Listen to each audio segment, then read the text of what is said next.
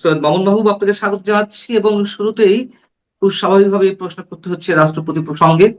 আমার প্রশ্ন হচ্ছে যে সেই পুরনো প্রশ্ন, যে বিএনপি বললেই তো বা ইঙ্গিত দিলেই তো রাষ্ট্রপতি পদত্যাগ করতেন, কিন্তু তা না করে এত নাটকীয়তার কি প্রয়োজন ছিল এবং কেন স্পিকারকে 2 দিনের মধ্যে মানে 2 দিনের নোটিশে তাকে বিদেশ থেকে ফিরিয়ে আনা হলো এবং 24শে জুলাইয়ের মধ্যে তাকে কেন পদত্যাগ করতে হলো?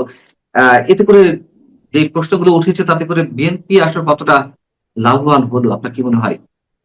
আমি এটা বুঝি না। আর বিএনপির একটা কিন্তু ঐতিহাসিকভাবে বিএনপি রাষ্ট্রপতিকে নিয়ে ডিল করতে পারে না। আপনি হিসাব করে দেখেন পান্না ভাই, 82 সালে হোসেন মোহাম্মদ এরশাদ যে রাষ্ট্র ক্ষমতা দখল করলো, তখন কিন্তু আওয়ামী লীগ ক্ষমতায় ছিল না, তখন ক্ষমতায় ছিল বিএনপি।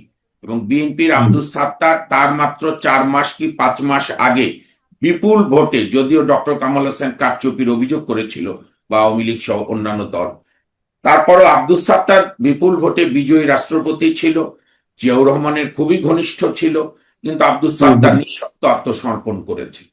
তারপরে 2002 সালে বিএনপিরই প্রতিষ্ঠাতা মহাসচিব রাষ্ট্রপতি জিয়াউর রহমানের আরো এক ঘনিষ্ঠ, যাকে জিয়া রাজনীতিতে পিক করেছিলেন, সেই বদরুদ্দোজা চৌধুরী রাষ্ট্রপতি হওয়ার 3 মাসও বোধহয় যায়নি, একবারে তুলকালাম কাণ্ড।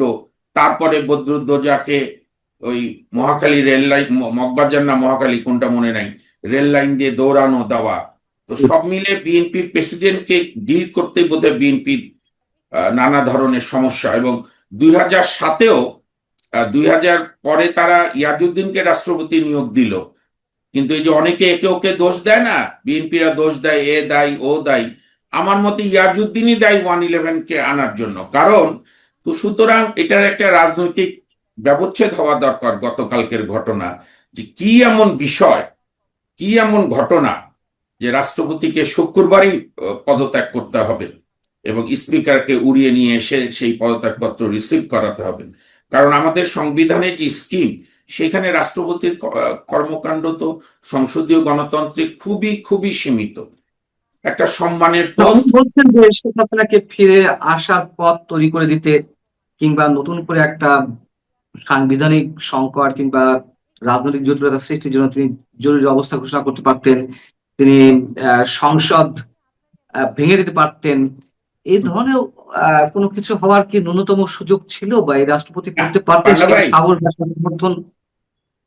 আমার দাদি একটা কথা বলতেন, আগেকার দিনের মানুষ তো পণ্ডিত ছিলেন, যে মূর্খদের কোনো গ্রাম নাই, সব গ্রামই মূর্খ থাকে। প্রথম কথা, প্রেসিডেন্ট এই গতকাল যিনি রিজাইন দিলেন, বীর মুক্তিযোদ্ধা শাহাবুদ্দিন চুপ্পু সাহেব থাকতেই তো শেখ হাসিনা দেশ ছাড়লেন, আওয়ামী লীগ সরকারের চেঞ্জ হলো, রেজিম চেঞ্জ হলো। তো তখনও তো উনি আটকাতে পারতো জরুরি আইন দিয়ে। ওনাকে দোষ দিয়ে তো লাভ নাই। আমাদের সাংবিধানিক স্কিম এরকম যে এইখানে প্রধানমন্ত্রী এবং ক্যাবিনেটের কাছে সব ক্ষমতা, আর ক্ষমতা কাদের কাছে থাকে? যাদের হাতে বন্দুক থাকে, অর্থাৎ সেনাবাহিনী। তো এই 5 আগস্টের আন্দোলন তো বুঝাই যাচ্ছে, আমি ভদ্রভাবে বললেও এটা সেনা সমর্থিত, সেনা নির্দেশিত একটি আন্দোলন, বা আন্দোলন না যদি বলেন, আন্দোলনের একটি চূড়ান্ত রূপ। তো সেখানে রাষ্ট্রপতির কি করার আছে? হ্যাঁ, একটাই করার থাকতো, উনি জীবনটা দিয়ে দিতে পারতো। তাই দিয়ে যদি লাভ হতো সেটা অন্য বিতর্কের। তো এখনো যেখানে প্রধানমন্ত্রী আছে, সংসদ আছে, সেনাবাহিনী সরকারের সঙ্গে তো ছন্দেই আছে, এখানে ওনার কি ফাংশন? কাজে এটা মনে হয় অবান্তর।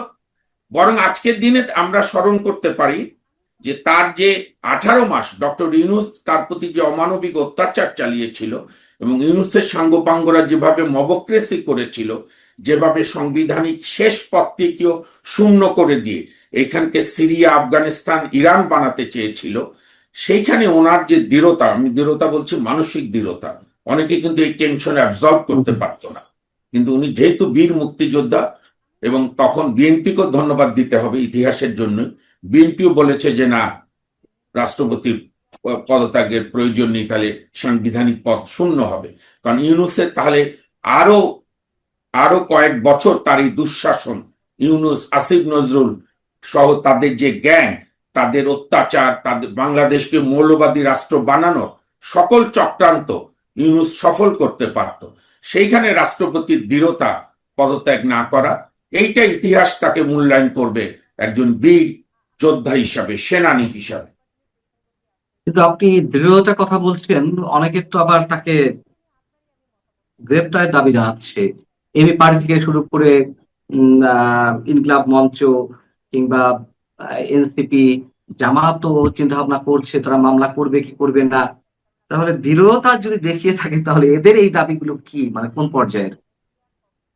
জুলাই আগস্টের ঘটনায় সাবেক রাষ্ট্রপতির কোনো দায় নেই, কারণ উনি কোনো নির্বাহী দায়িত্বে ছিলেন না, এবং ওনার ওই সময়কালে আমরা কোনো বক্তব্য দেখিনি যে না এই আন্দোলন দমন করতে হবে, এই আন্দোলন হ্যান করতে হবে। উনি একজন রাষ্ট্রের 1 নম্বর নাগরিক হিসাবে, সবার রাষ্ট্রপতি হিসাবে যা ভূমিকা ছিল উনি সেভাবেই ছিলেন, এবং এই এই কর্মকাণ্ড হচ্ছে নির্বাহী বিভাগের দায়িত্ব, রাষ্ট্রের আইন শৃঙ্খলা ঠিক করা। তো সেই হিসাবে আর এনসিপি, আমি এই সুযোগে একটা কথা বলি পান্না ভাই, আপনার অনুমতির সাপেক্ষে, মানে সময়ের সাপেক্ষে, অনেকে অনেক কারণে অনেকের বিরোধিতা করে। জামাত, এনসিপি, এনসিপি তো জামাতের যুব শাখা আমি বলি, ইয়াং ব্রাঞ্চ ওদের, বা ইনকিলাব মঞ্চনা যা যা আছে, মূলত এদের রাজনৈতিক শিক্ষা হচ্ছে পাকিস্তান। তো ওদের একটা রাগ ছিল যে এত কিছুর পর এত বড় বীর মুক্তিযোদ্ধা কেন এখনো রাষ্ট্রের রাষ্ট্রপতি হিসাবে থাকবে। কাজে সেদিক থেকে ওদের রাগ থাকতেই পারে মুক্তিযুদ্ধের উপরে। কারণ এখন তো দেখা গেল, বা ধরেন আজকে তো জুলাইয়ের 25 তারিখ, এবারকার জুলাই আন্দোলনের কর্মসূচিগুলো আপনি দেখেছেন, জনবিচ্ছিন্ন। কারণ জুলাই আন্দোলন 5 আগস্ট সন্ধ্যাবেলাতেই ম্লান হয়েছে, যখন তারা মুক্তিযুদ্ধ, বঙ্গবন্ধু, বাংলাদেশকে আক্রান্ত করেছে। কাজী তাদের এই দাবি অনর্থক, যুক্তিহীন এবং উগ্র রাজনৈতিক উদ্দেশ্য প্রণোদিত। আমার মনে হয় না এতে খুব একটা কিছু যায় আসে। আওয়ামী লীগের দৃষ্টিকোণেও, মানে আওয়ামী লীগের অধিকাংশ নেতা কর্মীদের ভাষ্যমতে সদ্য সাবেক রাষ্ট্রপতি শাহাবুদ্দিন সাহেব বিট্রে করেছে, তিনি বেইমানি কাজ করেছেন। তাদের এই বক্তব্যের সঙ্গে আপনি কতটা একমত? মানে তার কি করার ছিল, কি করতে পারতেন তিনি? বিট্রে শব্দ তো খুব কঠিন শব্দ, কে কাকে বিট্রে করলো।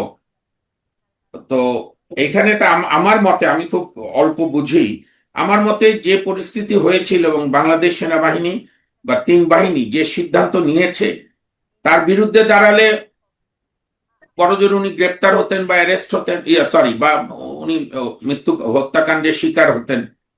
তো হত্যা হওয়াই যদি গর্বের হয়, সেটি যার যার রাজনৈতিক বিশ্বাসের ব্যাপার। বরং রাষ্ট্রপতি পদে থেকে পরবর্তী যে বেশি বিপর্যয় তো উনি ঠেকিয়েছেন, ইউনূসের পুরো চক্রান্ত পরিকল্পনা সফল হতে দেননি। ইভেন শেখ হাসিনাও যদি সেনাবাহিনীর ব্যবস্থাপনাই হোক, যেভাবে হোক উনি গিয়েছেন, আওয়ামী লীগ যারা করে তাদের জন্য তো শেখ হাসিনা বিশাল সম্পদ, দেশেরও একটা বড় মানুষের জন্য। তাহলে কি আমরা শেখ হাসিনা সরে যাওয়াকে নিন্দা করব, নাকি একটা রাজনৈতিক কৌশল বলবো? তো এগুলো এখন শোনেন, আরেকটা আওয়ামী লীগের আমি বন্ধু বান্ধব যারা, ছোট দেশ তো সবাই সবাইকে চিনি, একটা রাগ দেখি আমি, একেবারেই বাচ্চার মতো রাগ, যে উনি বিএনপির লেখা বক্তৃতা পড়ে কেন। পার্লামেন্টারি পার্লামেন্টারি সিস্টেমে ক্যাবিনেট অ্যাপ্রুভ ছাড়া রাষ্ট্রপতি কোন স্টেটমেন্ট তো দিতে পারে না, রাষ্ট্রপতি সংসদে বক্তৃতাও দিতে পারে না। এটা আওয়ামী লীগের যারা নেতারা খুব ভালো করে জানে, এবং খুব সম্ভবত আমি যদি ভুল না করি, আওয়ামী লীগের আমলে 96 কি 97-তে আগে এটা কাস্টম ছিল, আওয়ামী লীগ আমলে একটা সার্কুলার হয়ে আছে যে প্রেসিডেন্ট পার্লামেন্টে যাই বক্তৃতা দেবে ক্যাবিনেট অ্যাপ্রুভ করে দেবে। সুতরাং এখানে শাহাবুদ্দিন চুপ্পু সাহেবের কিছু করার নেই। যারা যারা এই কথা বলেন, তারা ওই একই সাথে বলেন যে প্রয়োজনে তিনি এইসব শব্দ উচ্চারণ করতেন না, তিনি বক্তব্য দিতেন না, তিনি রিজাইন করতেন। রিজাইন করাটাই কি সমাধান ছিল কিনা? তাহলে তো আমার একটা বিনয়ের সঙ্গে, শ্রদ্ধার সঙ্গে এবং সর্বোচ্চ সম্মানের সঙ্গে প্রশ্ন, আওয়ামী লীগের এই ঢাকা শহরে তো এখনো অনেক লোক আছে, তো ও পরের দিন যেদিন বঙ্গবন্ধুর বাড়ি ভাঙলো, ধরেন পাঁচ হুম, হুম। 5 আগস্ট বাদ দেন, 5 ফেব্রুয়ারি, 25 পাঁচ ফেব্রুয়ারি ফেব্রুয়ারি সেদিন 5 লাখ লোক 32 নম্বরে গেল না কেন? তাহলে সেটাই, সে প্রশ্ন প্রশ্ন যে আমার। তখন পরিবেশ নাই, তো সেই পরিবেশ হুম। তাহলে শাহাবুদ্দিন চুপ্পু সাহেবের সময় ছিল না। আপনাকে বাস্তবতার আলোকে করতে হবে। আপনি নিজে আগুনে ঝাঁপ দেবেন না, আরেক লোককে ঝাঁপ দেওয়ানোর জন্য বলবেন। আপনি 5 ফেব্রুয়ারি তো ওরা ডিক্লেয়ার দিয়ে এই রাষ্ট্রীয় প্রণোদনায় অত্যন্ত ন্যাক্কারজনক ধিক্কার দেই, আমি নিন্দা করি, এবং ইতিহাসের একদিন বিচার হবে। বঙ্গবন্ধু জাদুঘর ভাঙলো, বাঙালির মুক্তির ঘর। তো সেদিন ঢাকা শহরে তো 5 লাখ লোক তো মিনিমাম আছে, আওয়ামী লীগ সমর্থক, আওয়ামী লীগ নেতা কর্মী, আরো হয়তো থাকতে পারে। বা আপনি 1 লাখ লোকেরও তো মিছিল আমরা ওখানে দেখলাম না। তাহলে তাহলে উত্তর কি? সবাই বিট্রে করলো? 20,000 মানুষ হলেই তো তারা এই জঙ্গি হ্যাঁ, হ্যাঁ, তাদের আমি জড়িত, তারা ধন্যবাদ, আমি ওইটাই পালন বলছি। করবেন না। 20,000 লোক যদি মিছিল নিয়ে যেত, তাহলেও তো একটা ইতিহাস হতো। এখন আমি কি বলবো যে এরা বিট্রে করেছে? নিশ্চয়ই না। তখনকার পরিস্থিতি, রাষ্ট্রীয় অত্যাচার, যে কারণে ভেবেছে আরো পরে আরো পরে। তো আপনি নিজে রিস্ক নিচ্ছেন না, আরেকজন লোককে রিস্ক নেওয়ার জন্য উৎসাহ দিচ্ছেন। এইটা হচ্ছে একটা আহ, বলে না, মানে রাগ, অসহায়ের রাগ আর কি, অসহায়ের আত্মচিৎকার। আম, এরপরে আর কেউ টার্গেটে আছে নাকি আপনি কি মনে করেন? রাজনৈতিক একটা সমীকরণ বা আপনার রাজনৈতিক অভিজ্ঞতা থেকে, যেহেতু ফ্যাসিবাদের দোসর হিসেবে শাহাবুদ্দিন চুপ্পু সাহেব চিহ্নিত ছিলেন, এরকম ফ্যাসিবাদের দোসর উচ্চ পদে নানান জনে তো আছেন। আর কেউ রিস্কের মধ্যে আছেন? আপনার কি এমনটা মনে হয়? আমার আমার জানা মতে তো শেখ হাসিনার নিয়োগ করা রাষ্ট্রীয় বড় পোস্টে, সাংবিধানিক এবং সর্বোচ্চ পোস্টে আর কেউই নাই সেনাবাহিনী প্রধান ছাড়া। আর তো কেউ হুম। নেই। সেই আর তো সব সেনাবাহিনী প্রধানকে নিয়ে অনেক ধরনের কথাবার্তা, মানে মানুষ গুঞ্জন ছড়াচ্ছে আর কি, এর কোনো ভিত্তি কি আছে? আমি তা বলতে পারবো না, কারণ সেনাবাহিনী প্রধানের তো অগাস্ট আন্দোলনে অসাধারণ অবদান। 3 তারিখ ওনারা মিটিং করে বলেছে আমরা জনগণের বিরুদ্ধে অবস্থান নেব না। 5 তারিখে সব রাজনৈতিক দলকে উনি ডেকেছেন, এবং তখনকার সময় পর্যন্ত নিষিদ্ধ রাজনৈতিক দল জামাত ইসলামকেও ডেকেছেন। কাজে আপনি যদি জুলাই আগস্টের কনসেপ্টে ভূমিকা বিবেচনা করেন, তাহলে তো বর্তমান সেনাপ্রধান বলিষ্ঠ ভূমিকা ছিল রেজিম চেঞ্জে। আমি যদি একটু খোলামেলা ভাবে আলোচনা করি আপনার সাথে বা প্রশ্ন করি, সেটি হচ্ছে যে অবশ্যই সেনা প্রধানের গণমানুষের প্রতি তার একটা সমর্থন ছিল, বা মানুষের পাস বুঝে তিনি সিদ্ধান্ত নিয়েছেন। সেই জায়গা থেকে বিট্রেয়ার তাকে বলা যায় না। কিন্তু যারা এইসব দাবি দাওয়া এখন করছে, যারা এখন রাজত্ব করছে, তাদের বক্তব্য অনুযায়ী তো শেখ হাসিনা হাত দিয়ে যারাই আহ যাদেরই নিয়োগ হয়েছে, অথবা এক সময় আওয়ামী লীগ করতো 40 বছর আগে, 30 বছর আগে, তারা সবাই ফ্যাসিবাদ, তারা সবাই ফ্যাসিস্টের দোসর। সেই হিসেবে সেনাপ্রধানকেও অনেকে এইভাবে ট্রিট করেন। এবং খোলামেলা ভাবে যদি জানতে চাচ্ছিলাম যে পাকিস্তানে আইএসআই এর মাধ্যমে তো নানান ধরনের চক্রান্ত চলছে আমরা শুনতে পাই, এবং সেই আইএসআই এর হিসাব নিকাশের জায়গায় আমাদের সেনাবাহিনীর নানান বিষয় তাদের নজরে রয়েছে। সেই সব জায়গা থেকে, এবং কথাও আমরা শুনি যে কোনো কোনো যুদ্ধাপরাধীর সন্তানকে সেনা প্রধান বানানোর খায়েশ তাদের রয়েছে। এসব জায়গা থেকে দেখেন, কোনো ধরনের জি। জি, দেখেন, এগুলো যদি বিএনপি করে তাহলে জনগণের কি ক্ষতি হবে জানি না, বিএনপি রাজনৈতিকভাবে খুব ক্ষতির সম্মুখীন হবে। কারণটা কি জানেন? এখানে যেরকম আপনি ধর্মকে বাদ দিয়ে রাজনীতি করে আপনি রাষ্ট্র থাকতে পারবেন না ক্ষমতায়, আবার আমি খুব দৃঢ়তার সঙ্গে বলছি, মুক্তিযুদ্ধকে বাদ দিয়ে বাংলাদেশকে পাকিস্তানের আরেকটি ছোট পাকিস্তান বানানোর কোনো কর্মকাণ্ড বাংলাদেশের মানুষ মানবে না। এবং আজকে আপনি দেখেন, এখানে বেয়াদবরা বঙ্গবন্ধুকে নিয়ে এত অপমান করলো, বলে আল্লাহর মার দুনিয়ার বাইর। আর আজকে দেখেন বেলুচিস্তানে বঙ্গবন্ধুকে নিয়ে স্লোগান হচ্ছে যে শেখ মুজিবের পথ ধরো, বেলুচ স্বাধীন করো। কাজী আইএসআই সমর্থিত, আমি আজকে একজন নাগরিক হিসাবে, মুক্তিযোদ্ধার সন্তান হিসাবে, মুক্তিযুদ্ধ বিশ্বাসী নাগরিক হিসাবে আমি বিএনপি সরকারের প্রতি উদাত্ত আহ্বান জানাবো। আপনার দলে বহু মুক্তিযোদ্ধা আছে, পার্লামেন্টে আছে, এমপি আছে, পার্লামেন্টের বাইরে আছে, আপনার দলের বুদ্ধিজীবী আছে। এরকম একজনকে রাষ্ট্রপতি নিয়োগ দিয়ে আপনি বরং আপনার রাজনৈতিক শক্তিকে সংহত করতে পারবেন। আর ফ্যাসিবাদ সব খুঁজতে গেলে তাহলে তো কম্বল গা, কি বলে, লোম বাঁচতে কম্বল উজাড়ের মতো। আওয়ামী লীগ বাংলাদেশে এখনো 35 থেকে 40% জনগোষ্ঠীকে নিয়ন্ত্রণ সমর্থন পায়। তাহলে এইটা কোনো কথা না, কোনো কোনো টার্মে ফ্যাসিস্ট কেউ হতেই পারে। কারণ ফ্যাসিবাদের সংজ্ঞা যদি ধরেন, তাহলে খুব মুশকিল, পান্না ভাই, যে কেউ ফ্যাসিবাদের মধ্যে পড়বে। ফ্যাসিবাদে বুলগেরিয়ার বুদ্ধিজীবী ঐতিহাসিক দিমিত্রি ফ্যাসিবাদের যে সংজ্ঞা বলে গেছেন, যেটা মার্কিন যুক্তরাষ্ট্রে ফ্যাসিবাদ বিরোধী জাদুঘরও আছে, 7টা সিমটম।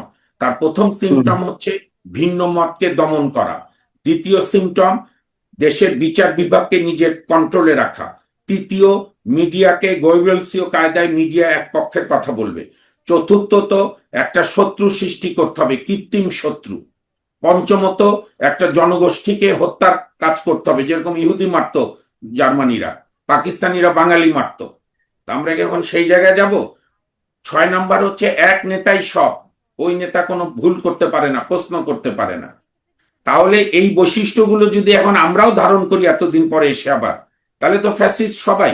বরং ওইটা না করে এখন শেখ হাসিনার আমলে যে রাক্ষসের মতো উন্নয়ন হয়েছে, অসাধারণ উন্নয়ন হয়েছে, রেকর্ড সমান, তাহলে ওই সবই ভাঙেন আপনি যদি ফ্যাসিবাদের চিহ্ন রাখতে না চান। এটি তো কথা না।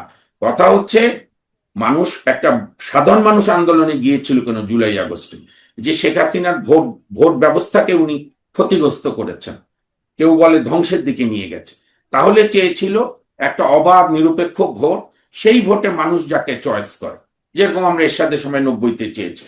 কিন্তু এই ভোটকে আমি এইভাবে বলতে চাই, বর্তমান ভোট, এই 12 ফেব্রুয়ারির ভোট হচ্ছে পক্ষপাত দুষ্ট, প্রশ্নবিদ্ধ এবং অন্তর্ভুক্তিমূলক নয়। কারণ দেশের 40% জনগোষ্ঠী, তার কোনো চয়েস ছিল না সে কাকে ভোট দেবে। এই যে আপনাদেরই কলিগ নিউ এজের সম্পাদকের মতো মুখে রুমাল দিয়ে কেউ কেউ বিএনপিকে ভোট দিতে গেছে। তো সুতরাং এই ভোটও তো ইতিহাসের কাষ্ঠ পরীক্ষায় উত্তীর্ণ হওয়া খুব কঠিন হবে। এটি একটি অন্তর্ভুক্তিবিহীন, একটা প্রশ্নযুক্ত ভোট। বরং বিএনপি সরকারের উচিত হবে সাংবিধানিক প্রতিষ্ঠানগুলোকে গড়ে তুলুক, অনেক জায়গায় কাজ করার সুযোগ আছে সেগুলো করুক, জনগণের যে সেবা দেওয়ার অঙ্গীকার করেছে সেটা করুক, তারপরে নেক্সট ভোটে দেখা যাবে জনগণ কাকে চায়। নসিমুল গনি মন্ত্রিপরিষদ সচিব, তার নাম রাষ্ট্রপতির পদের জন্য বেশ ছড়িয়ে দেওয়া হচ্ছে, বেশ আয়োজন করে মোটামুটি একটা ব্লক তোলা হচ্ছে, একটা হাইপ তোলা হচ্ছে। বাংলাদেশে তো অস্বাভাবিক কিছু নয়, কিন্তু হয়ে যেতেও পারে, বলা যায় না। মানে ইয়াজউদ্দিন সাহেব রাষ্ট্রপতি হবেন, এটা তো আমরা কেউ ঘুণাক্ষরেও কল্পনা করি, তাই না? ডক্টর ইউনূসও এদেশের প্রধান উপদেষ্টা হবেন, আমরা কখনো কল্পনাও করিনি। অতএব নসিমুল গনির ক্ষেত্রে বাংলাদেশের পার্সপেক্টিভে অস্বাভাবিক কিছু নয়, কিন্তু কেন নসিমুল গনির নাম এভাবে আসছে? মানে তিনি কি এমন ব্যক্তি, বিহাইন্ড দ্য স্ক্রিনে তার শক্তিটা কোথায় বা কানেকশন গুলো কোথায়? আপনি কি এই বিষয়টা একটু বলবেন, বা আপনার কিছু ধারণা আছে কিনা? নসিমুল গনি সাহেব সম্পর্কে এমন কোন মানে একেবারে মানে উজ্জ্বল আমলাও না। তার সম্পর্কে তো অভিযোগ যে বাংলাদেশে যে হিজবুত তাহরির তার অন্যতম প্রতিষ্ঠাতাদের একজন, সে যে এটাকে অস্বীকার করে। আমি যা খবর আছে বাজারে সেটাই বলছি, কারণ এই আমলার সঙ্গে আমার ব্যক্তিগত কোনো পরিচয় বা এমন কোনো ব্যক্তি না যে তাকে আমার চিনতেও হবে। তো প্লাস 2013 সালে আওয়ামী লীগ তাকে রিটায়ারমেন্টে পাঠিয়ে দিয়েছিল। ইউনূস সাহেব তাকে রিটায়ারমেন্ট থেকে নিয়ে এসে, ইউনূস যখন তাকে ছুঁয়েছে, বিএনপির উচিত হবে তার প্রতি আর বিশ্বাস না করা। কারণ এখন দেখা যাচ্ছে ডক্টর মোহাম্মদ ইউনূস যাদের কি ছুঁয়ে দিয়েছেন, তাহলেই সেখানে স্বার্থ আছে। আর বিএনপি তো লোকের অভাব নাই। আমি তো বললাম, আমার মতে নসিমুল গনি বা এই ধরনের পাকিস্তানি আইএসআই লোক হিসাবে বদনাম থাকুক বা সত্য থাকুক মিথ্যা থাকুক, এরকম প্রশ্নবিদ্ধ লোককে বিএনপি রাষ্ট্রপতি নিয়োগ দেওয়া বিএনপির রাজনীতির জন্য ক্ষতিকর হবে। বিএনপির উচিত হবে, অনেক ক্লিন ইমেজের ব্যক্তি আছে, মুক্তিযোদ্ধা আছেন যারা বিএনপি করে, সব লোক তো খারাপ না। আমি ওই ফ্যাসিস্টের মতো বলবো না বিএনপি সব খারাপ বা বিএনপি সব ভালো, আর আওয়ামী লীগের সব খারাপ বা আওয়ামী লীগের সব ভালো। সব দলই ভালো খারাপ লোক থাকে, তার মধ্য থেকেই চেষ্টা করতে হয় যতটা যোগ্য, সৎ এবং প্রশ্নহীন, প্রশ্ন নাই। তা আমি মনে করি বিএনপি যেহেতু একবার রাজাকার হিসাবে বদনামপ্রাপ্ত লোক আব্দুর রহমান বিশ্বাসকে নিয়োগ দিয়েছে, এবং বিএনপি এখনো দাবি করে বিএনপি শহীদ রাষ্ট্রপতি জিয়াউর রহমানের প্রতিষ্ঠিত দল হিসাবে তার আদর্শ অনুসরণ করছে। জিয়াউর রহমান মুক্তিযুদ্ধে বঙ্গবন্ধুর পক্ষে স্বাধীনতার ঘোষণা দিয়েছেন, এবং 1974 সালে একটি নিবন্ধে তিনি ডেপুটি আর্মি চিফ হিসেবে লিখেছেন, 7 মার্চ বঙ্গবন্ধুর ভাষণের পরই আমরা সিগন্যাল পেয়ে গিয়েছিলাম বাঙালি অফিসাররা, যে কারণে আমরা প্রস্তুতি নিচ্ছিলাম। আর এখন যেহেতু স্বাধীনতা বিরোধীদের একটা উত্থান ঘটানোর চেষ্টা ডক্টর ইউনূস গ্যাং করেছে, কাজে বিএনপির রাজনীতির জন্যই মঙ্গল হবে আমার মতে। একজন বীর মুক্তিযোদ্ধা সে বিএনপির কেন্দ্রীয় নেতাও আছে, এমপিও আছে, আবার বাইরেও বুদ্ধিজীবীও আছে বিএনপি পন্থী। কারণ ধরেন বাংলাদেশের কালচারে একটা দল, যে দল ক্ষমতায় থাকে তার আদর্শ বিরোধী কাউকে প্রেসিডেন্ট করা হয় না, এবং এটা দোষেরও না। আমার আদর্শের একটা প্রেসিডেন্ট থাকা এটা খারাপ না। তো সেই হিসেবে বিএনপি যদি বিএনপির আজকে সহজ করে প্রমাণ দিতে হবে যে বিএনপি মুক্তিযুদ্ধের আদর্শকে ধারণ করে, যেটা তারা 12 ফেব্রুয়ারি ভোটের আগে বলেছে যে আমরা মুক্তিযুদ্ধের দল। তাহলে এই রাষ্ট্রপতি নিয়োগে সেই পরীক্ষায় তাদের পাশ করতে হবে। মুক্তিযুদ্ধ বা মুক্তিযুদ্ধের চেতনাকে ধারণ করে একজন ব্যক্তিকে রাষ্ট্রপতি নিয়োগ দিতে হবে। তার বদলে আপনি যে নাম বললেন বা আরো দু একটা এরকম পাকিস্তানি পন্থী নাম টাম শোনা যায়, বা যুদ্ধাপরাধীদের মানে দণ্ডিত, সর্বোচ্চ আদালত কর্তৃক দণ্ডিত, ফাঁসিপ্রাপ্ত কাউকে বড় কোনো দায়িত্বে, তার ছেলে মেয়েকে দায়িত্বে দেওয়া, এই আত্মঘাতী কাজ বিএনপি বা বর্তমান প্রধানমন্ত্রী তারেক রহমান করবেন আমি এটা বিশ্বাস করি না। আমার ওনার উপর আস্থা আছে। উনি আর যাই হোক, স্বাধীনতা বিরোধী কাউকে এখনই উনি কোনো সুযোগ দেবে না। না, আমরাও সেটা বিশ্বাস করতে চাই না, কিন্তু আপনি বলছিলেন যে বিএনপি রুচিত হবে না। ডক্টর ইউনূস যাকে যাকে স্পর্শ করেছে, যার যার উপরে তার আশীর্বাদ ছিল, সেখান থেকে খুবই সাবধানে থাকা এবং সেখান থেকে একেবারে মোটামুটি দূরত্ব বজায় রাখা। কিন্তু যেহেতু তারা আওয়ামী লীগকে এখন ইউনূস সাহেবের মতোই ডিল করছে, এবং আওয়ামী লীগ দেশের একটি বড় রাজনৈতিক সংগঠন, আপনি আমি পছন্দ করি না করি, সুতরাং এবং অভ্যন্তরীণ রাষ্ট্র পরিচালনাও বিএনপি সিদ্ধান্তহীনতায় ভুগছে। অনেক যোগ্য জায়গায় কোনো অ্যাপয়েন্টমেন্ট দিচ্ছে না, পুরাতন স্টাইলে চলছে, চাঁদাবাজি সীমাহীন হচ্ছে, যে কোনো জেলা উপজেলায় কোনো প্রকার কোনো পরিবর্তন নেই, সবকিছুকেই আমার লোক খোঁজার চেষ্টা চলছে। মন্ত্রীদের ছেলে মেয়ের নামে ইউনিয়ন পরিষদ হচ্ছে, পরে আবার প্রধানমন্ত্রীকে হস্তক্ষেপ করতে হচ্ছে। কাজে সব মিলিয়ে রাজনৈতিক স্থিতিশীলতা আসার সুযোগ দেখছি না। তবে আমি এখনো প্রত্যাশা করি, আমি স্বপ্ন দেখালো যে বিএনপির আলোচনা হচ্ছে, কোনো আনুষ্ঠানিক ঘোষণা কিন্তু আসেনি। প্রেসিডেন্টও আনুষ্ঠানিকভাবে বলেননি তিনি পদত্যাগ করবেন, বরঞ্চ সরকারি দলের পক্ষ থেকে বলা হয়েছে তারা প্রেসিডেন্টের উপর চাপ দেননি। যদি প্রেসিডেন্টের উপর চাপ না দিয়ে থাকেন তাহলে তো প্রেসিডেন্টের স্বাভাবিক নিয়মেই 2028 সাল পর্যন্ত থাকার কথা। কিন্তু সবাই জানেন, প্রত্যেকটা মিডিয়ার প্রধান খবর হলো প্রেসিডেন্ট পদত্যাগ করছেন। আমাদের এই আলোচনা যখন প্রচারিত হবে, হয়তো দেখা যাবে ততক্ষণে প্রেসিডেন্ট পদত্যাগ করে ফেলেছেন। তো বিষয়টা ওপেন সিক্রেট হয়ে যাচ্ছে, কিন্তু তারপরও ঢাক ঢাক গুড়গুড় আমরা লক্ষ্য করছি। রাষ্ট্রের সর্বোচ্চ ব্যক্তি পদে থাকা না থাকা নিয়ে এই যে নাটকীয়তা, এটা কি আসলে রাষ্ট্রযন্ত্রের অস্থিরতার বহিঃপ্রকাশ? জি, প্রথমেই আপনাকে বলি, আপনি বলেছেন যে অজয়দা একটা পরিচিত মুখ। তো যেহেতু আমি ছড়া লিখি, আমার সাথে সাথে কি মনে হয়েছে জানেন, একটি পরিচিত মুখ প্রশংসা করে যেমন গাল দিয়ে তার চেয়ে বেশি সুখ, বুঝছেন?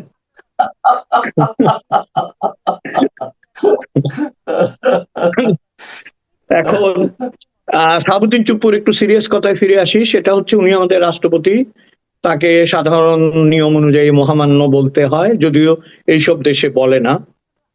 আপনি বোধহয় জানেন যে আমার সৌভাগ্য হয়েছিল রাজা চার্লসের সাথে করমর্দন করার। আপনি কি এটা জানেন? যে আপনি একবার বলেছিলেন, আমার প্রশ্ন। হ্যাঁ, উনি এসেছিলেন। আমি বললাম এই কারণে, ধরেন উনি তো অনেকগুলি দেশেরই আসলে নিয়ম মাফিক রাষ্ট্রপ্রধান। উনি আমাদের এখানে রাজার জন্মদিনে ছুটি দেওয়া হয় অস্ট্রেলিয়ায়, আগে রানীর জন্মদিনে দিত, জুন মাসে আমরা সেই ছুটি অলরেডি উপভোগ করে ফেলেছি।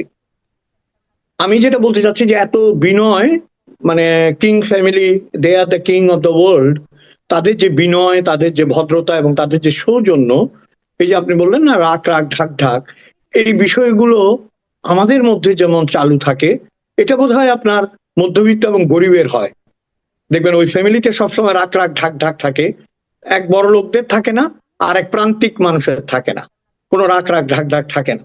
এখন এই শাহাবুদ্দিন চুপ্পু সাহেবের আগমনটাও ঘটেছিল অত্যন্ত অপ্রত্যাশিত ভাবে, যখন আপনার অনেক সিনিয়র আওয়ামী লীগারদের নাম শোনা যাচ্ছিল, এবং আমরা আশা করেছিলাম যে তৎকালীন প্রধানমন্ত্রী আপনার শেখ হাসিনা এমন একজনকে নিয়োগ দেবেন যিনি রাষ্ট্র ক্ষমতা এবং রাজনীতিতে পরিপক্ক এবং দক্ষ। সেটা হলো না, কিন্তু আমরা দেখলাম যে তার পায়ে ধরে সালাম করে তার কিছুদিন আগেই চুপ্পু বলছিল যে মানে আপনি তো আমার দিকে তাকানি না, এরকম একটা অভিযোগ করেছিল, অনুযোগ করেছিল নেত্রীর কাছে।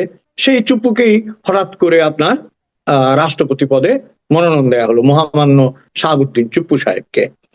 এই যে অযাচিত ভাবে একটি রাষ্ট্রের সর্বোচ্চ পদ পেয়ে যাওয়া, এটা যেমন তখন আমাদেরকে বিস্মিত করেছে, এখন হতাশ করছে কেন? বলা হচ্ছে যে তিনি এস আলমের নির্বাচিত প্রতিনিধি ছিলেন, অর্থাৎ ব্যবসায়ী এস আলমের রিকমেন্ডেশন অনুযায়ী। এটার অনেক লজিক্যাল কারণ আছে এই গুজবের। গুজবটা সত্য কিনা আমরা জানি না, কিন্তু গুজবের অনেকগুলি লজিক্যাল কারণ আছে। আমি যে কারণে এই প্রসঙ্গটার অবতারণা করলাম সেটা হচ্ছে the way he came to the power, এটাও কিন্তু এক ধরনের রহস্য ছিল। সবাইকে ডিঙিয়ে হঠাৎ করে তিনি হয়েছেন। তো ভদ্রলোকের কপাল খারাপ, ভদ্রলোক ক্ষমতা নেওয়ার পরপরই আমাদের দেশে এমন একটা ঘটনা ঘটে গেল, গণ অভ্যুত্থান, বিপ্লব, প্রতি বিপ্লব কিংবা নাটক কিংবা ডিপ স্টেট, যে নামেই আপনি আখ্যায়িত করেন না কেন, সেটা কমপ্লিটলি তার বিরুদ্ধে চলে গেল। এবং আপনি খেয়াল করবেন অন্তর্বর্তী সরকারের প্রধান ডক্টর মোহাম্মদ ইউনূস, আমাদের যিনি মানে এখন যাকে বলা হচ্ছে যে আনভেইলিং মাস্ক অফ ফেক সেন্ট, মানে ভুয়া দূতের যে মুখোশ উন্মোচন হচ্ছে, তিনি কিন্তু একবারও তার দিকে তাকাননি। আপনি খেয়াল করে আপনি ভিডিওটা যদি আবার দেখেন, তাকাননি মানে রাগে, কিন্তু তাকে শপথ নিতে হয়েছে তার কাছে। তারপর যখন নির্বাচন হলো, নির্বাচনটা ডেফিনেটলি আওয়ামী লীগের গত 2-3 বারের নির্বাচনের চাইতে অনেক অনেক ফেয়ার এবং জনপ্রতিনিধিত্বমূলক ছিল, এবং মানুষ এই নির্বাচনটা চেয়েছিল যে আমি অন্তত ভোটটা যেন দিতে পারি। যারা ভয়ে দিতে পারে নাই, হতাশায় দিতে পারে নাই, কিংবা কোনো কারণে বর্জন করেছে, তারা ছাড়া সিংহভাগ মানুষ কিন্তু এই ভোটে অংশগ্রহণ করেছিল। সেই ভোটে যারা নির্বাচিত হয়ে আজকে রাষ্ট্র ক্ষমতায় আছেন, বিরোধী দলে আছেন, তাদেরও কিন্তু শপথ নিতে হয়েছে এই রাষ্ট্রপতির মাধ্যমে, বিশেষ করে সরকারকে এই রাষ্ট্রপতির মাধ্যমে শপথ নিতে হয়েছে। সো আলংকরিক অর্থে তিনি আমাদের রাষ্ট্রপতি। এখন একজন রাষ্ট্রপতি স্বাস্থ্যগত কারণে চলে যাবে, সেই স্বাস্থ্যের খবর তিনি জানানোর আগে মিডিয়া জেনে যায়। এইটা কেমন হয়ে গেল না? যে মানে আমি অসুস্থ হলাম, হ্যাঁ, আমার পত্নী বা পরিবার জানার আগে আপনি জেনে গেছেন। তো আপনি এটা জেনে গেলেন কিভাবে? এবং দেশের শীর্ষ মিডিয়া যেগুলিকে আমরা বলি, যেমন ধরেন রাষ্ট্রপতি অভিযোগ করেছেন ডেইলি স্টার সম্পর্কে যে না জেনে তারা এরকম একটা নিউজ করেছে। কোন নিউজটা? যে তার সাথে আমাদের ভূতপূর্ব প্রধানমন্ত্রী, এখন যিনি প্রবাসে আছেন, হ্যাঁ, এখন পালিয়ে গেছেন বললে অনেকে রাগ করে, সসম্মানে গেছেন বলে অনেকে ক্ষুব্ধ হয়। কোনটা যে বলবো এটা বলা খুব মুশকিল। আচ্ছা ঠিক আছে, উনি চলে গেছেন, যে কোনো কারণে চলে গেছেন। এই যে বলেন না, বলেন যে উনি এই দেশে নাই, এই দেশে নাই। আচ্ছা ঠিক আছে, রবীন্দ্রনাথের একটা গান আছে না, ওই যে চলে গেলে পলাতকা ছায়া ফেলে। উনি চলে গেছেন কিন্তু ছায়াটা ফেলে গেছেন। তো ওই ছায়াটা দেখেন কেমন শক্তিশালী। বলা হচ্ছে যে উনার সাথে আলাপ হয়েছে, উনি যখন বিদেশে গেছেন, আমাদের মহামান্য রাষ্ট্রপতি, উনার সাথে আলাপ হয়েছে। এই আলাপের পরে খুব স্বাভাবিকভাবেই তাকে আর এই পদে রাখা যাচ্ছে না। এই যে এই পদে রাখা যাচ্ছে না, সেটার সাথে শারীরিক অসুস্থতাটা যোগ করে দেওয়া হয়েছে। এখন দেখেন, রাষ্ট্রপতি, আপনি যেটা শুরুতে বলেছেন আলংকরিক পদ, আসলে রাষ্ট্রপতির কবর জিয়ারত করা আমাদের দেশে, বিভিন্ন অনুষ্ঠানে গিয়ে প্রধান অতিথি হওয়া, যেমন ধরেন বিশ্ব তামাক দিবস, কেউ জানে না, কিন্তু যে বেটা তামাক বানায় ও জানে না যে এটা বিশ্ব তামাক দিবস। ওই দিন তিনি একটা বিবৃতি দেন, হয়তো তিনি তখন জর্দা খান, পান দিয়ে জর্দা খাইতে খাইতে লেখেন যে তামাক খুব খারাপ জিনিস, ওনার সেক্রেটারি এটা লেখে, তোমরা আর তামাক সেবন করবে না। এইরকম বিবৃতি বাণীগুলি আমাদের, যেগুলিকে আমি ব্যক্তিগতভাবে বলি মেহেরবানি, মানে উনি তো আর বানিয়ে দেন না, এটা মেহেরবানি করে অন্য সেক্রেটারিরা লিখে দেয়, ওই বাণীগুলি দেন। আপনার মনে আছে আমাদের দেশে একজন রাষ্ট্রপতি ছিলেন মাহমুদুল্লাহ, বঙ্গবন্ধু তাকে বানিয়েছিলেন, ফেনীর মানুষ। এই ভদ্রলোক রাষ্ট্রপতি থেকে যখন চলে গেলেন, খুব আশ্চর্যজনক ভাবে বিএনপির এমপি হিসাবে ফিরে এলেন, সাধারণ একজন সাংসদ হিসেবে তিনি ফিরে এসেছিলেন। এটা মানে ওই বয়সে আমাদেরকে স্তম্ভিত করেছিল। আপনি you are the top of the crown, আপনি এরপরে গিয়ে ফরাসে লুটিয়ে পড়ছেন, মেঝেতে লুটিয়ে পড়ছেন, এইটা তো আমরা রাষ্ট্রপতির কাছ থেকে আশা করি না বা করিনি। তো যাই হোক, আমাদের দুর্ভাগ্য।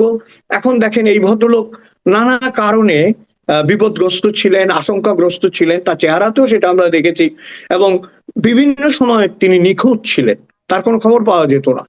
এবং তিনি নিজে দুঃখ করে বলেছেন তার কথা কেউ শুনতো না, তার কাছে কেউ আসতো না, তাকে কোনো ইনফরমেশন দিত না, তার কাছে কোনো ফাইল যেত না।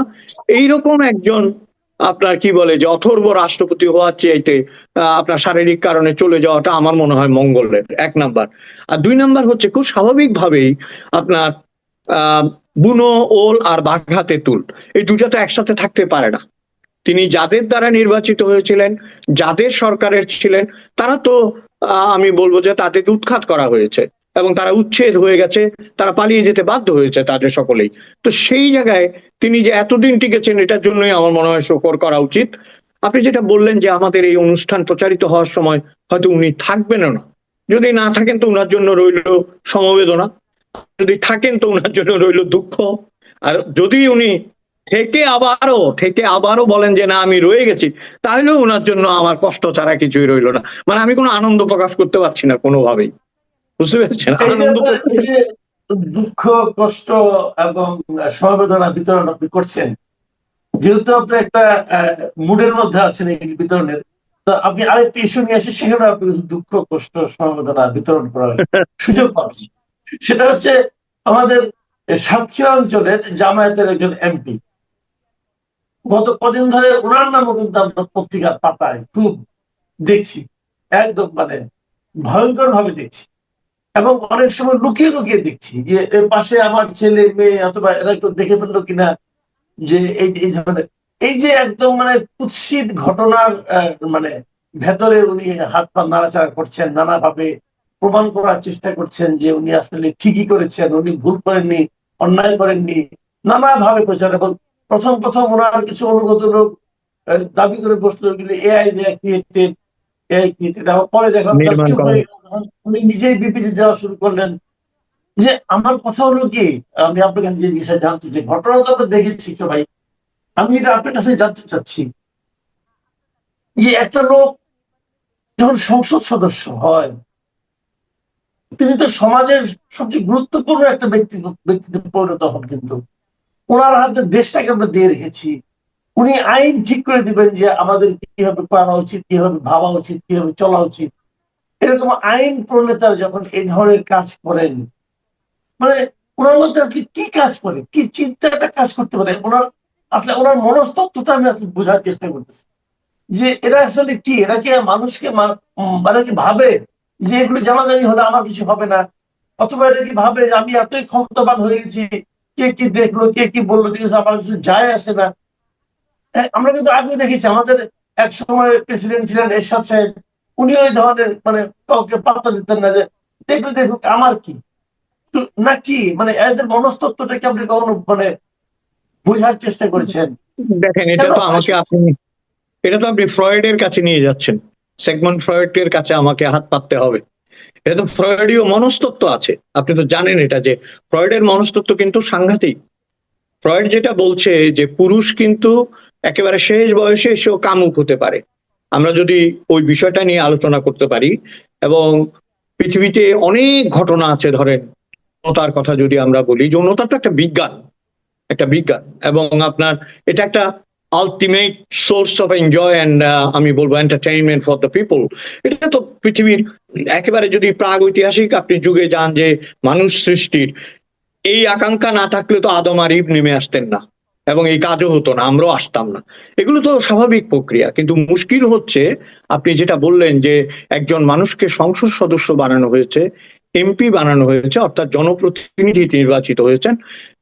এখানে একটা কথা একটু বলতে চাচ্ছি তার আগে, সেটা হচ্ছে ধরেন আমাদের জাতির বঙ্গবন্ধু শেখ মুজিবুর রহমান, তাজউদ্দিন আহমেদ সাহেব, চার নেতা, রাষ্ট্রপতি জিয়াউর রহমান সাহেব, এই আমলগুলো, তারপর ধরেন মতিয়া চৌধুরী। এখানে মতিয়া চৌধুরীর কথা যখন এসছে, আপনাকে বলি একবার বজলু ভাইয়ের সাথে অনেক আড্ডা দেওয়ার সুযোগ হয়েছিল সংবাদ অফিসে। তো তাদের যে সন্তান নেই এটা নিয়ে কথা বলার সময় উনি ঠাট্টা করে বলছিলেন, বলে তোমার ভাবি যে পরিমাণ জেলে থাকে, আমাদের আর বাচ্চা হবে কি করে। এভাবে দুষ্টামি করে উনি বলছিলেন। হ্যাঁ, বলে ও তো কয়দিন পর পরই কারাগারে যায়, তো আমাদের আর সন্তান হবে কি করে? দেখেন, কথাটার মধ্যে কথাটার মধ্যে কিন্তু একটা চরম সত্য লুকায়িত আছে, যে আপনি জনপ্রতিনিধি, আপনি স্যাক্রিফাইস করেছেন। শুধু উনি স্যাক্রিফাইস করেননি, উনার হাজবেন্ডও স্যাক্রিফাইস করেছেন। হ্যাঁ, তা বজলুর রহমান যে পরিমাণ সুপুরুষ ছিলেন, যে খ্যাতি ছিলেন, হ্যাঁ, নারীরা তো তার কাছে আসারই কথা, কিন্তু এটা তো জানবার কথা নয় আপনার। আমি একটা কথা বলি আপনাকে, মৌমাছি আর মাছির মধ্যে একটা তফাৎ আছে। মৌমাছি ঘুরে ঘুরে কিন্তু ফুলে যায়, ফুলের থেকে ফুলে, ফুলের থেকে ফুলে যায়, এই জন্য মৌমাছিকে মানুষ কিন্তু নিন্দা করে না। আর মাছি কি করে?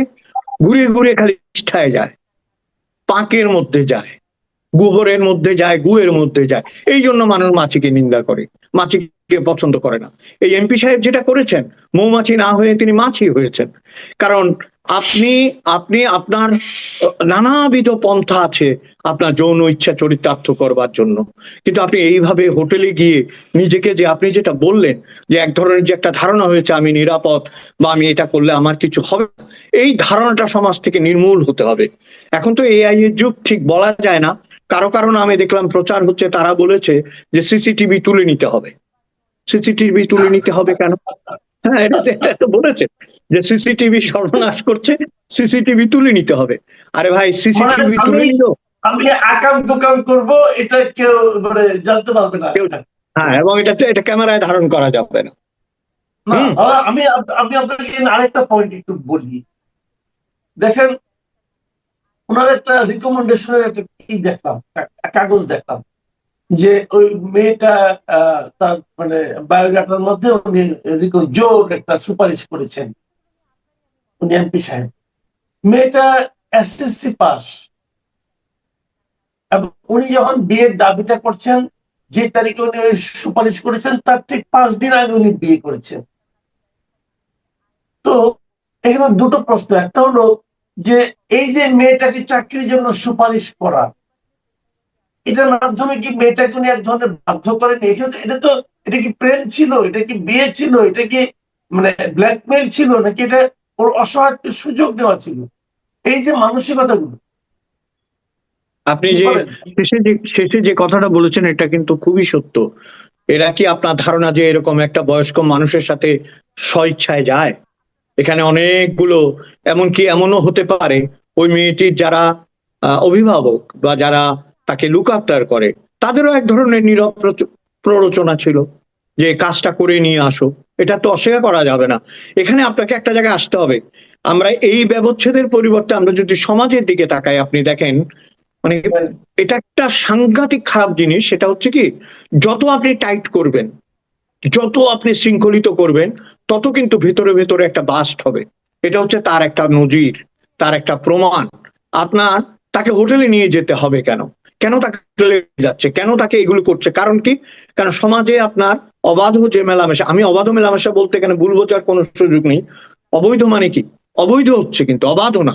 অবৈধটাকে আমাদের সমাজ বৈধ বলে মেনে নিতে চাচ্ছে অন্তর থেকে। আপনি দেখেন বিষয়টা কিরকম, সব বিষয়ে দেখেন যৌনতার একটা স্ফুরণ ঘটেছে হঠাৎ করে।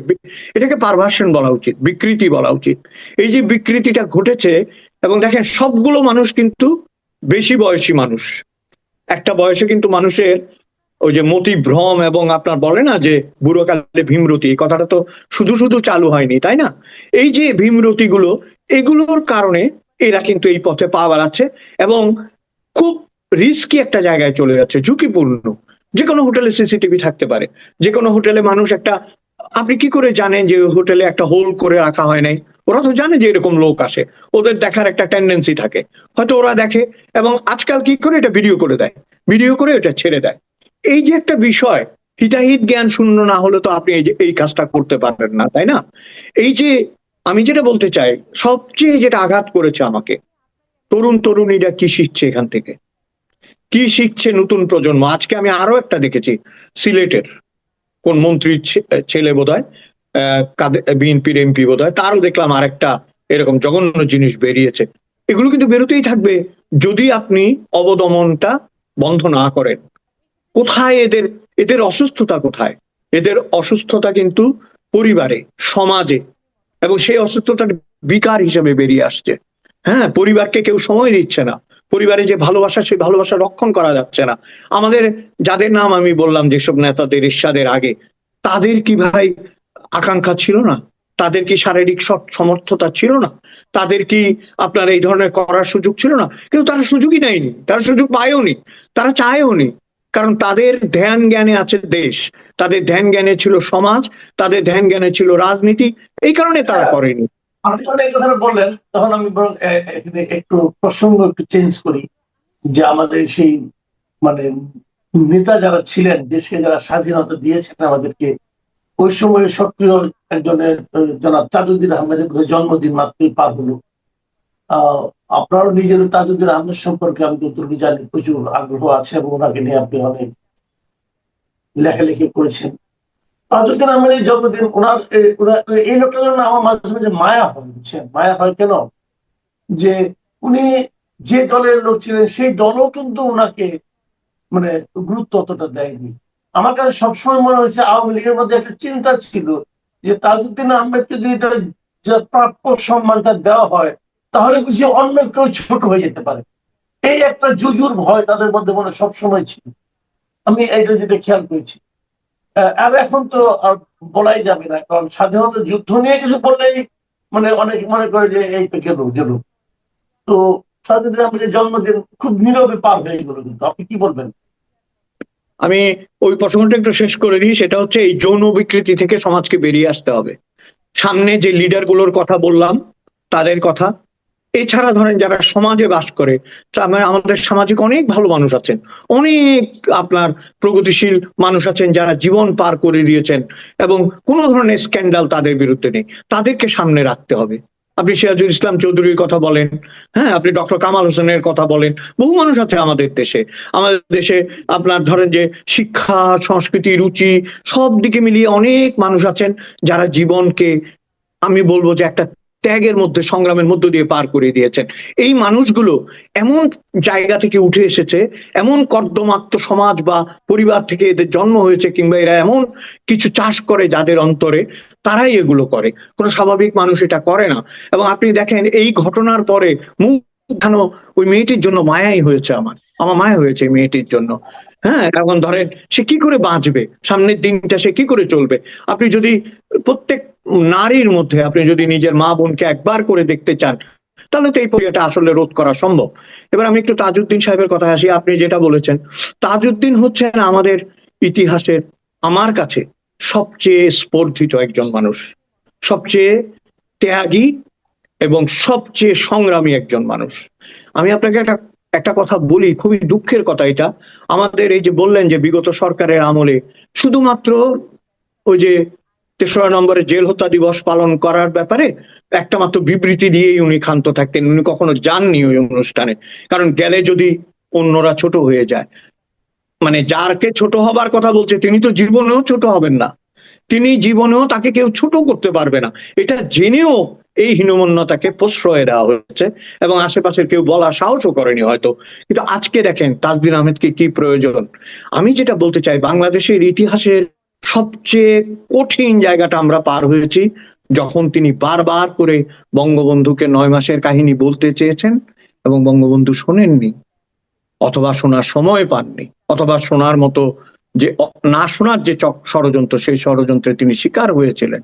সেটা যদি না হতো, তিনি যদি ৯ মাসের বীরত্বের কাহিনী জানতে পারতেন, কারা সেখানে বিক্রি করেছিল, কারা সমর্থন করেছিল এবং তাজউদ্দিন সাহেব কিভাবে এই কঠিন যুদ্ধ পরিচালনা করে দেশকে স্বাধীন করেছিল, তাহলে তো ইতিহাস বিপদগামী হতে পারতো না। আপনি দিল্লিতে আপনার গান্ধীর একটা সমাধিস্থল আছে জানেন, রাজঘাটে, যেখানে সবাই যায়। তার পাশে একটা শক্তিস্থল আছে, কিন্তু ওইখানে নেহরুরা ঘুমিয়ে আছে।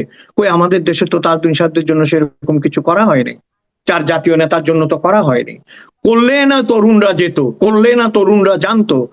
তাজউদ্দিন আহমেদকে আপনি যখনই কথা বলেন আমি একটু ইমোশনাল হই, এই কারণে এই মানুষটি হচ্ছে আমাদের ইতিহাসের আমি বলবো যে ট্র্যাজিক হিরো, সবচেয়ে ট্র্যাজিক হিরো, যিনি দলে ছিলেন না, দল যাকে পরিত্যাগ করেছে, নেতা যাকে পরিত্যাগ করেছে, এবং সেই নেতা সেই দলের জন্য তিনি জীবন বিসর্জন দিয়েছেন। এর চেয়ে বড় লয়ালিটি, এর চেয়ে বড় আনুগত্য পৃথিবীতে আর কি হতে পারে?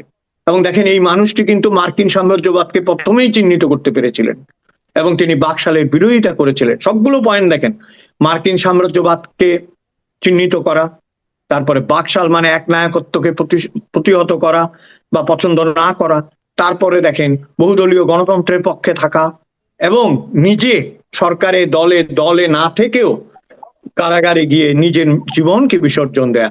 এই মানুষকে যদি বাংলাদেশ, আমার যত মনে হয় কি জানেন, ইতিহাসের প্রত্যেকটা রক্তবিন্দুর কিন্তু আলাদা একটা মূল্য আছে, প্রত্যেকটা আত্মত্যাগের একটা মূল্য আছে।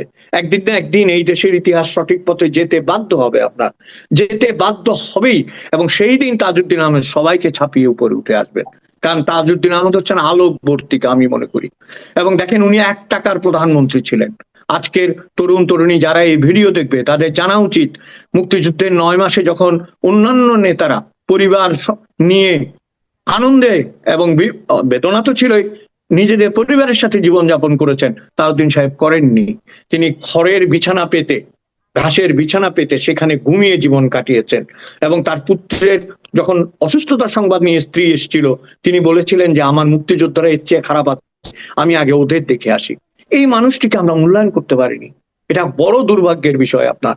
এবং সিম্পল একটা লাইফ, আপনি হয়তো জানেন যে যতগুলি মিটিং এ বঙ্গবন্ধু তাকে নিয়ে যেতেন, ভুট্টো বেরিয়ে এসে বলেছিল যে মুজিবকে সাথে কথা বলা যায়, তাকে মানে বোঝানো যায়, কিন্তু যে সাদা হাফ শার্ট মানে হাফ হাতা শার্ট, এই লোকটাকে কেন সাথে নিয়ে আসে, এ তো স্বাধীনতা ছাড়া কিছুই বোঝে না, এইরকম করে চিহ্নিত করেছিল তাকে। এই মানুষটিকে আপনার পারেনি। এবং আপনি হয়তো জানেন যে যুবলীগের নেতা, আমি নাম বলতে চাই না, তিনি তাকে হত্যা করতে গিয়েছিলেন 1971 সালে। হত্যা না করুক, বন্দুক নিয়ে তো ভয় দেখাতে গিয়েছিলেন, কিন্তু তাজউদ্দিন সাহেব মাথা নত করেননি। এখন আমার শেষ প্রশ্নটা হচ্ছে, মূলধারা 71 নামে যে বইটি তার সেক্রেটারি ছিল মইদুল হাসান লিখেছে, কেন সেটি পড়তে দেওয়া হলো না এত বছরের আমলে? কেন সেটিকে প্রচার করা হলো না? সেখানে তো মুক্তিযুদ্ধের বিরুদ্ধে কিছু ছিল না, সেখানে তো বঙ্গবন্ধুর বিরুদ্ধে কিছু ছিল না। তাজউদ্দিন সাহেব কি হাইলাইটেড হবেন শুধুমাত্র আওয়ামী লীগের দ্বারা? তাও কিন্তু ইতিহাসের দ্বারা হাইলাইটেড। আপনি জানবেন যে ডিপি ধর নামে, ডিপি ধর বাঙালি ছিলেন, আপনার ইন্দিরা গান্ধীর সচিব বা কিছু একটা ছিলেন, উনি বলেছিলেন যে মিসেস গান্ধী তাকে বলে দিয়েছে যে এই প্রবাসী সরকারের কাছে তিনি একটি মাত্র মানুষের সাথে যোগাযোগ করতে চান, সেটি হচ্ছে তাজউদ্দিন আহমেদ। এইভাবে তিনি বিশ্বাস অর্জন করেছিলেন। এই মানুষকে অবজ্ঞা করা, ইতিহাসকে অবজ্ঞা করা। এবং আজকে যদি আমি শেষ কথা এটা বলি, আমি জানি প্রচুর গালাগালি করবেন অনেকে, কিন্তু এটা লিখে রাখতে হবে, এই অবজ্ঞার কারণে আজকে দল রাস্তায় নামতে পারে না, এত বড় একটা দল। কারণ এই লিডারশিপ, যে লিডারশিপ আত্মত্যাগের মাধ্যমে নিজের রক্তের মাধ্যমে দেশকে পরিশুদ্ধ করেছে, তাকে যদি মনে রাখতে না পারে তাহলে এই পরিণতি বরণ করতেই হবে। I salute Tajuddin Ahmed. জি, এরপরে আর আলোচনা আসলে চলে না, কারণ আর অন্য অন্য অন্য আরো কিছু প্রসঙ্গ নিয়ে কথা বলতে চেয়েছিলাম, কিন্তু আপনি যেভাবে শেষ করেছেন আমার মনে হয় যে এই মানে এরপরে আর নতুন করে অন্য কোনো প্রসঙ্গে আলোচনা মনে হয় মানুষ পছন্দ করে, আমার দর্শকরা পছন্দ করবেন না। প্রিয় দর্শক, আপনারা শুনলেন, আপনাদের কাছে অনুরোধ যে আমাদের ইতিহাসের এই মহানায়ককে নিয়ে আপনারা চিন্তা করবেন। ওনাকে নিয়ে বেশ কিছু বই পাওয়া যায় এখনো, এটা পড়লেই বুঝবেন যে উনি আসলে কি করেছেন এবং কি করতে পারেননি, কি করতে চেয়েছিলেন। একটা ছোট্ট কথা বলবো। জি, একটা বই আছে আলোকের এই ঝর্ণাধারায়, এই বইটা পাঠ করলেই হবে, তাজউদ্দিন আহমেদ তিনি। জি, তো আপনারা আশা করি এই বইটা সংগ্রহ করার চেষ্টা করবেন, পড়বেন এবং নিজেদের অতীতকে জানলে পর অতীতের উপর নির্ভর করে, কিন্তু অতীতে যেগুলো ভালো জিনিস সেগুলোর উপর নির্ভর করে কিন্তু আমরা ভবিষ্যতের দিকে অগ্রসর হতে পারি। সবাই ভালো থাকবেন, আল্লাহ হাফেজ।